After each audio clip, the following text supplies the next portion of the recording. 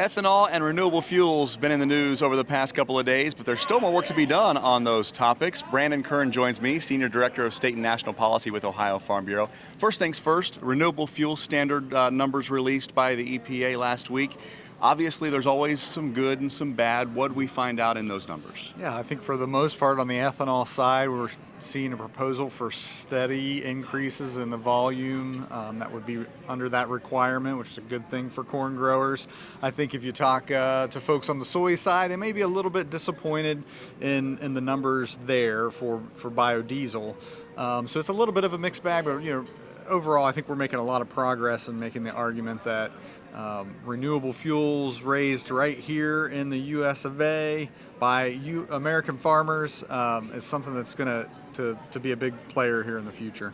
More consumers here in Ohio are having the option of unleaded 88. We have a lot of gas stations around Ohio, and you and I have talked for a number of years now about the infrastructure of getting those higher ethanol blended fuels to our consumers here in Ohio, and that's starting to happen. Absolutely. I'm always looking for the blue pump Me now. too, yeah. Every time I get a chance, I'm looking for that blue pump. So, yeah, and one of the things that we're working on is trying to incentivize, putting that infrastructure in place to be able to offer that more across the state of Ohio. So there's a bill pending right now in the state legislature that provide a tax credit to service stations who put in that infrastructure for renewable fuel pumps. I think that's going to be an important step. So we're trying to get that across the finish line with the General Assembly. It's made it through the House of Representatives. It's pending in the Senate right now.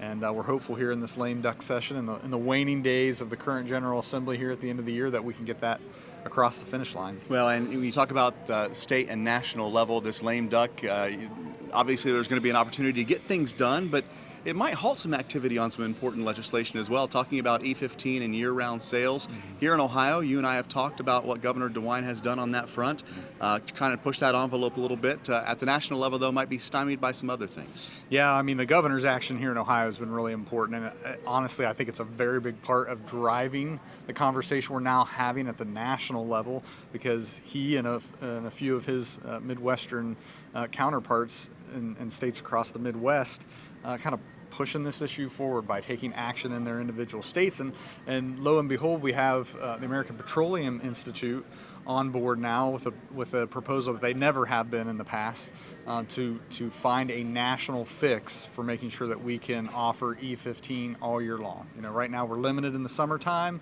because of certain regulatory measures, and now we got both petroleum and agriculture at the same table supporting the same bill in Congress. So this bill's been introduced in both chambers, in the Senate and the House. There's a chance we might get it in lame duck, but there's a lot going on in Congress at the same time right now. You may have heard there's a little thing called a continuing resolution that expires next week here in the middle of December, and so Congress is really focused on getting the budget done, and that may hold us up in lame duck on action on ethanol, but we'll see.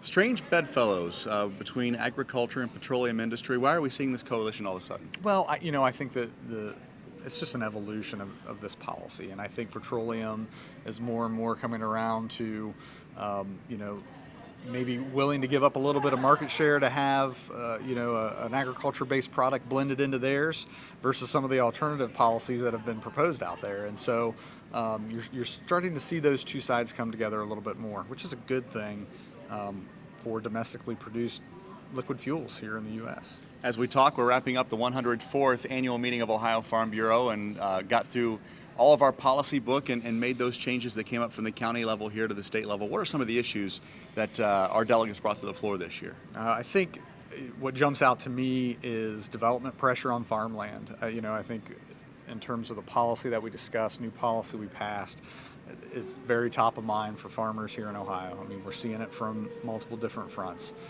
We're blessed in Ohio to have some great economic development projects taking place, but every time one of those big manufacturing facilities gets announced, it's also a reminder that to build those facilities, you take farmland out of production. Of course, there's a huge demand for housing here in Ohio. Around our 8 major metropolitan areas, every time one of those housing developments goes in, you tend to lose a lot of farmland production. And so there was a lot of conversation about, land use planning, and making sure that when all the infrastructure that goes in around these projects, that farmland impacts are taken into account, whether you're talking about utility easements or pipelines.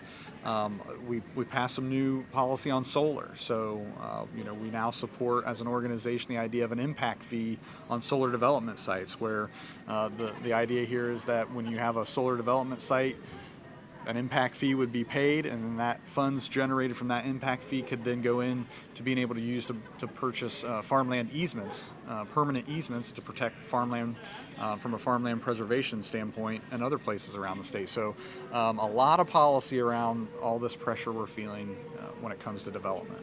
American Farmland Trust tells us that over the next 25 years, we could lose upwards of 400,000 acres of farmland right here in Ohio alone. This has been Policy Points. You can get a full recap of what happened here at annual meeting online at ohiofarmbureau.org. Brandon Kern is Senior Director of State and National Policy with the organization, and I'm Ty Higgins. We'll see you down the road.